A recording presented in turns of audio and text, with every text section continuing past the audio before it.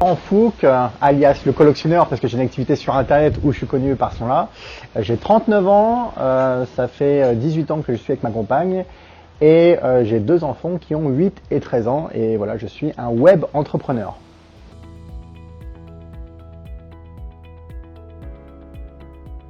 Alors on est arrivé en février 2017, donc ça fait un peu plus d'1 an et demi maintenant et on est très bien ici à l'île Maurice.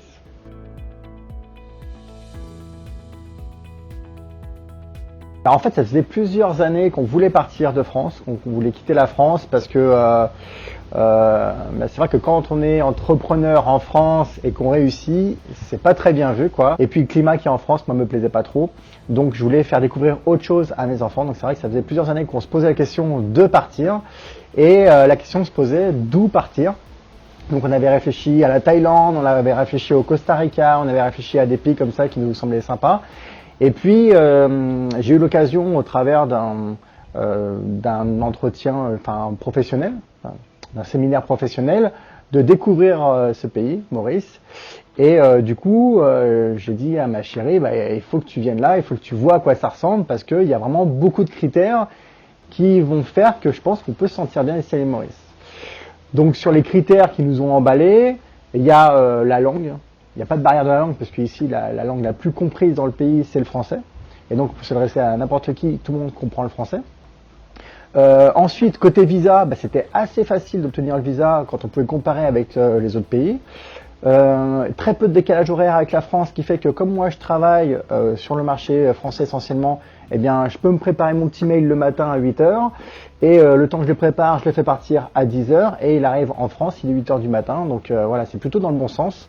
Donc ça c'était chouette aussi. Et puis effectivement quand on prend l'avion pour aller en France, eh bien, on prend l'avion le soir et le lendemain on est en France, et quand on veut revenir on prend l'avion le soir en France et le lendemain matin on est ici à l'île Maurice. Donc on perd juste une nuit, donc ça faisait beaucoup du coup d'avantages qui fait qu'on a choisi l'île Maurice.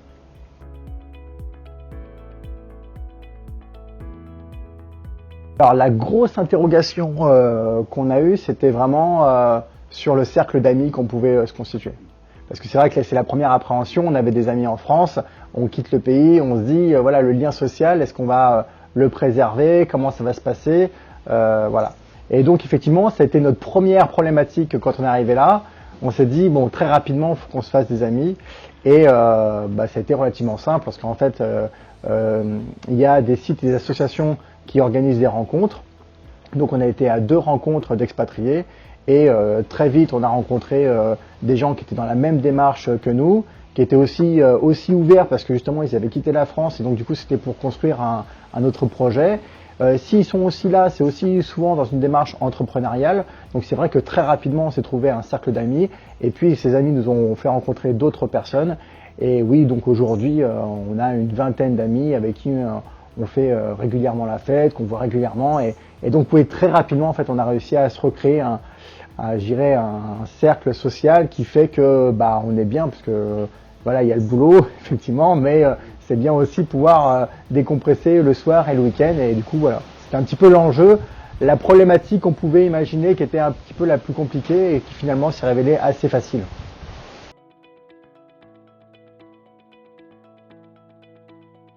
Alors sur l'organisation de l'installation, tout a été super simple parce qu'en fait on a tout fait à distance. Donc on a tout fait depuis la France. Donc on a créé le compte en banque depuis la France. On a préparé le dossier en fait d'expatriation depuis la France. Et quand on est arrivé, on avait déjà signé le bail depuis la France. Et donc du coup, on est arrivé. Donc le taxi nous a amenés à la villa. La personne de l'agence immobilière nous a accueillis. On n'a même pas pris du temps pour faire l'état des lieux. Elle nous a dit reprenez le temps de vous installer tranquillement et puis vous cocherez sur l'état des lieux ce qui va et ce qui va pas et puis vous me remettrez ça quand on se reverra dans les prochains jours. Et puis voilà. Donc en fait on est arrivé directement, on a mis les valises. La villa a été meublée. Elle était toute neuve, elle avait quasiment jamais été habitée. Et donc voilà, donc tout s'est fait très simplement.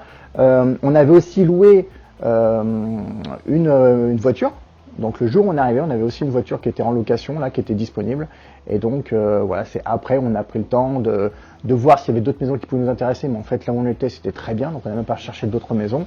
Et en tout cas, c'était ce qu'on s'est dit avant de partir. On s'est dit si ça nous convient pas, au pire, on trouvera autre chose sur place. Mais au moins, on aura un pied à terre pour arriver. Et puis pour la voiture, oui, très rapidement, après 2-3 mois, on s'est dit la location c'est bien, mais ça coûte un peu cher. Donc comme on était bien dans le pays, on s'est dit on va vite acheter des voitures et puis voilà quoi.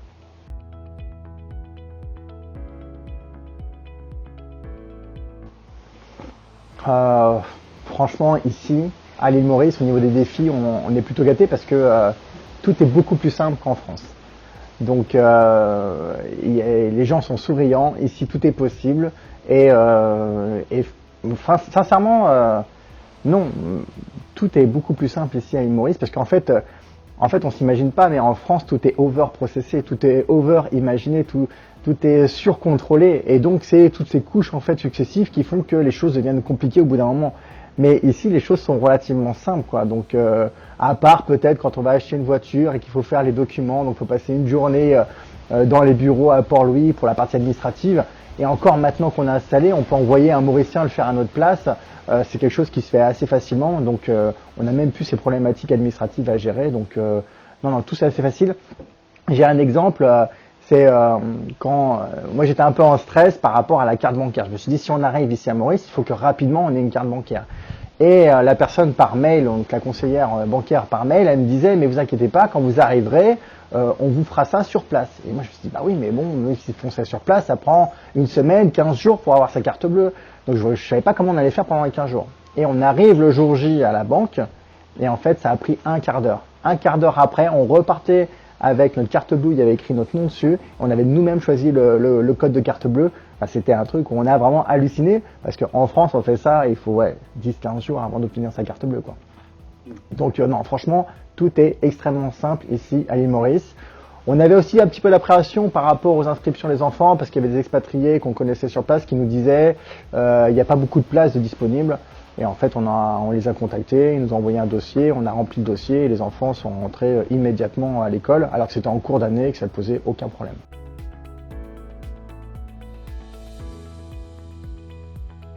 Alors, bon, le petit, on lui a pas trop demandé son avis et voilà, il a déménagé comme ça du jour au lendemain, il sait pas trop ce qui s'est passé. C'est vrai que pour Satine qui a 13 ans, elle a un peu quitté ses copines. Mais bon, ici, ils sont très rapidement retrouvés d'autres amis. Et ils sont à l'école française, donc ils ont tous les deux été à l'école du Nord initialement, et c'est très bien passé. En fait, notre groupe d'amis, ils ont des enfants du même âge que les nôtres, et donc du coup les week-ends, quand nous on se retrouve entre amis, nous on est entre adultes et eux ils se retrouvent entre enfants, et franchement on n'a même pas à s'occuper d'eux tellement ils s'amusent, quoi. Donc et même ils nous réclament régulièrement de voir leurs amis. Donc vraiment pour les enfants c'est top.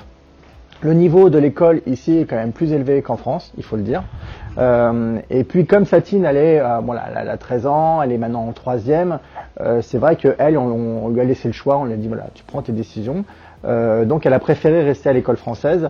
C'est vrai que pour le petit Sacha, comme il est moins fait pour l'école, on veut qu'il ait au moins l'anglais, donc on l'a mis à l'école internationale. Et donc là, il y est depuis cette rentrée-là. Et franchement, ils prennent soin d'eux, ils sont beaucoup plus proches.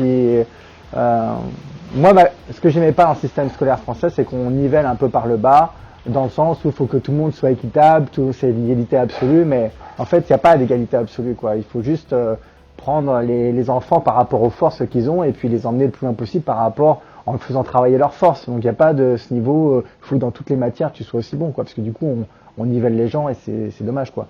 Donc c'est ça que j'ai kiffé ici à l'île Maurice, c'est que directement on l'a mis dans l'école internationale. Ils l'ont pris par la main, il y a des cours de soutien, ils sont très alertes par rapport à son niveau, par rapport au fait que ça se passe bien ou pas. Et puis à la récréation, il retrouve ses copains qui parlent le français pour un tiers d'entre eux. Et du coup, là on voit déjà les progrès en quelques semaines et c'est chouette, quoi, parce que du coup, même si c'est pas un grand fan de l'école, eh bien c'est sûr que dans quelques mois il parlera mieux anglais que moi, quoi. Donc rien que ça, c'est une vraie réussite en soi, quoi.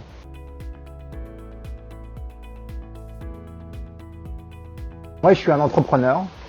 Et ma femme a travaillé dans le commerce pendant 17 ans. Et donc c'est vrai que j'avais une vraie frustration quand on était en France, c'était que les samedis, elle travaillait. Donc parfois je me retrouvais à partir en week-end avec mes enfants parce que je me disais je ne vais quand même pas m'infliger de rester à la maison parce qu'elle fait le choix de travailler. Et puis quand c'était Noël, période de décembre, c'était tous les week-ends et c'était le samedi et le dimanche. Donc c'est vrai que moi je trouvais ça bénéfique qu'on parte parce qu'au moins elle était obligée de quitter son job parce qu'elle n'avait pas besoin financièrement de son job, mais elle le faisait pour garder une espèce d'autonomie et puis pour aussi garder un lien social parce que c'est vrai que quand on reste à la maison, en France, c'est pas bien vu. Voilà.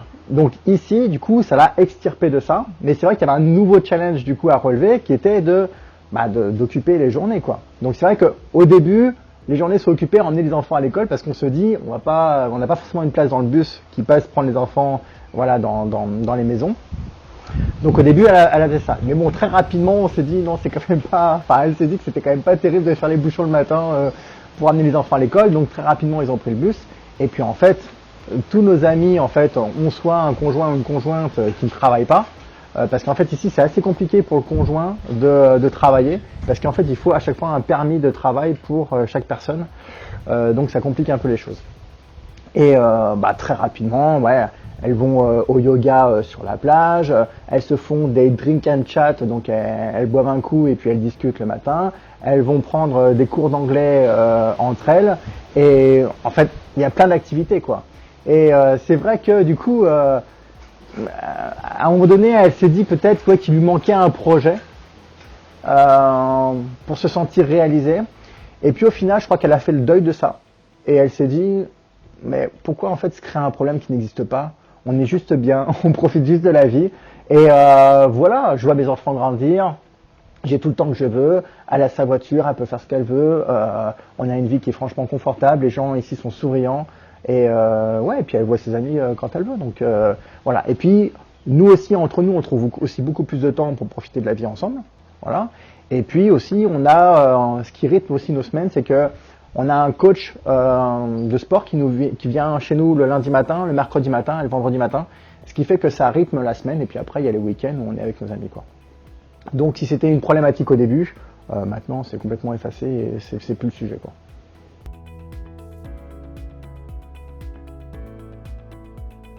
C'est assez simple pour moi parce que je travaille sur Internet. Donc que je sois en haut d'une montagne ou au fin fond d'un ravin, à partir du moment où j'ai une connexion Internet, je peux faire mon business. Donc ça, c'est vrai que c'était assez facile pour moi. Ici, à Maurice, on a la connexion Internet, on a la fibre et j'ai une meilleure connexion que quand j'étais en périphérie de Lyon en France. Donc vraiment là-dessus, j'ai aucun souci. Je fais des webconférences, il n'y a aucun problème. Enfin vraiment, sincèrement, tout va bien. Et puis il faut dire aussi un peu les choses, c'est que d'un point de vue fiscal, même si pour nous c'était pas du tout le projet de partir pour la fiscalité, c'est vrai que d'un point de vue fiscal on est quand même vachement allégé et du coup c'est beaucoup d'argent qu'on peut réinjecter dans l'entreprise pour la développer. Ça c'est un point. L'autre point c'est la partie des employés. Donc c'est vrai qu'initialement moi j'étais plutôt dans l'idée de travailler tout seul dans mon coin et là j'ai des nouveaux projets qui m'invitent vraiment à développer une équipe. J'avoue qu'on peut avoir des petites difficultés, surtout qu'on est dans le nord et que j'ai pas envie d'aller travailler dans la capitale pour trouver des ressources. Donc les meilleures ressources en fait sont les ressources qui ont été s'éduquer en France, parce que quand même le système scolaire en France est bien fait. C'est plus en fait d'un point de vue culturel. C'est pas que les gens sont mauvais ici, c'est juste que quand on n'a pas le même niveau de culture, on a du mal à se comprendre sur le besoin. Je parle par exemple pour des développeurs. Pour exprimer ce dont on a besoin à un développeur mauricien qui est vraiment purement mauricien, il faudra vraiment aller dans le détail de la description d'un cahier des charges pour vraiment qu'ils comprennent ce dont on a besoin. Alors que si on fait ça avec quelqu'un qui a au moins évolué en France pendant 2-3 ans, eh bien il a le mindset et il comprend assez facilement et il va déduire de lui-même certaines informations qu'on va lui donner. Et donc les Mauriciens que moi j'essaie de recruter, c'est des Mauriciens qui sont quand même passés par un passage en France.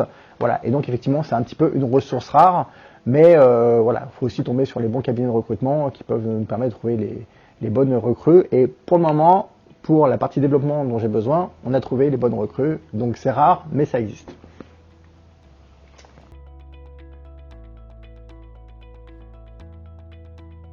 Ce qui me plaît plus dans la vie mauricienne, c'est que dès que je prends ma voiture déjà, rien qu'un petit bout de voiture, je vois la mer. Donc ça c'est vraiment magnifique. Les gens sont souriants.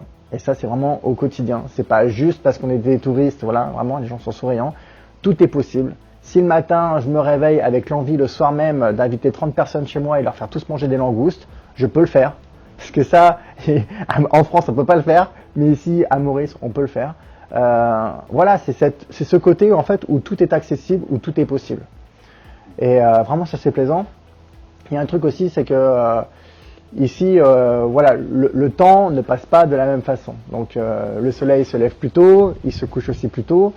Mais je sais pas, c'est paisible, c'est calme. Et en fait, quand je suis en France, je sais pas, j'ai comme le stress qui me prend et j'ai qu'une envie, c'est de revenir à Maurice parce que en fait, ici aujourd'hui, je me sens plus chez moi à Maurice qu'en France.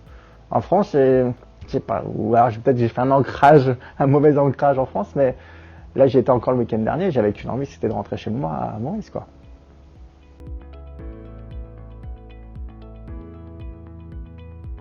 Alors, qu'est-ce qui manque de la France?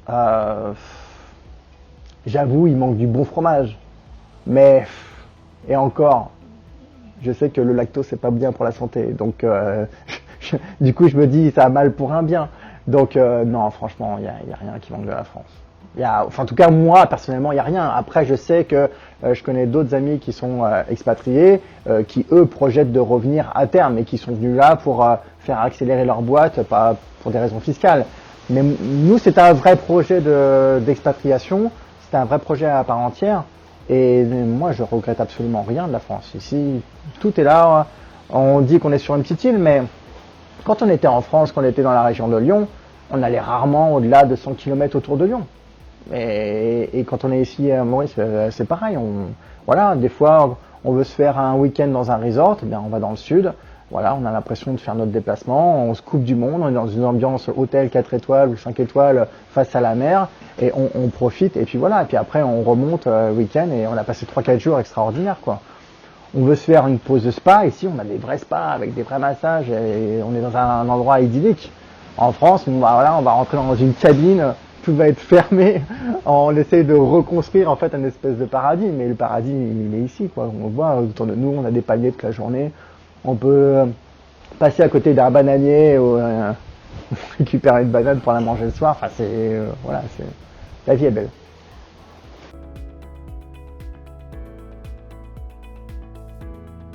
Le conseil que je peux donner, c'est ce que nous on a fait. En fait, on est venu en repérage. On n'est pas venu en mode vacancier. On est venu en mode repérage pendant 10-15 jours. Et puis, on essaie de regarder un petit peu où étaient les écoles, où étaient les endroits où on pouvait vivre, c'est quoi les infrastructures qu'il y avait, est-ce qu'il y avait des centres commerciaux, enfin bref, des choses qui nous permettent d'être rassurés par rapport au confort de vie qu'on avait et puis par rapport à nos habitudes qu'on pouvait avoir en France. Donc venir faire du repérage, ça me paraît évident, et puis s'informer sur le pays, quoi. Mais a priori, si c'est des Français qui veulent venir à Maurice parce qu'ils veulent trouver du soleil et des gens qui sont souriants tout autour d'eux, franchement, c'est la bonne place.